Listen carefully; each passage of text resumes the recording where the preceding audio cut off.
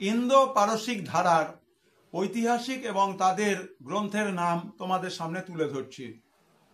In the light off history ইতিহাসের আলো YouTube চ্যানেলে আমার একাদশ শ্রেণীর ছাত্রছাত্রী যারা এবছরে মাধ্যমিক পাশ করে একাদশ শ্রেণীতে পড়ছো এবং ইতিহাস তাদের বিষয়, তাদের জন্য গুরুত্বপূর্ণ এমসিকিউ এর ভিডিও।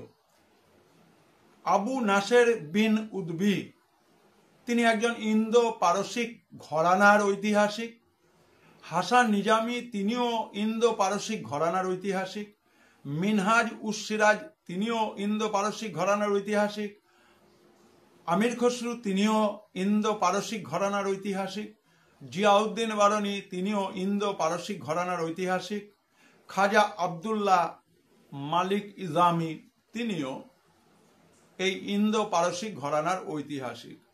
এছাড়া রয়েছেন আবদুল্লাহ, রয়েছেন আব্বাস শেরওয়ানি, রয়েছেন ইয়াহিয়া বিন আহমেদ সিরহিন্দি, রয়েছেন নাসিরুদ্দিন চিরাগ, রয়েছেন শামস ই সিরাজ আফিফ।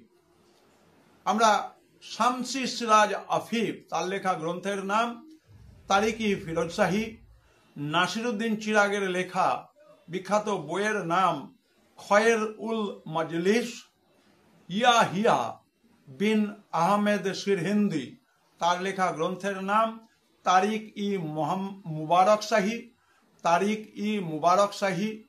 আব্বাস শেরওয়ানি তার গ্রন্থের নাম তারিক-ই শেরশাহী এবং আবদুল্লাহর লেখা গ্রন্থের নাম তারিক-ই দাউদি। অত্যন্ত সংক্ষেপে ইন্দো পারসিক ঘরানার ঐতিহাসিক এবং ইন্দো পারসিক ঘরানার বিভিন্ন গ্রন্থের নাম তোমাদের সামনে তুলে ধরা হলো। এমসিকিউ এর জন্য এই সমস্ত ঐতিহাসিক এবং তাদের গ্রন্থের নাম অত্যন্ত গুরুত্বপূর্ণ।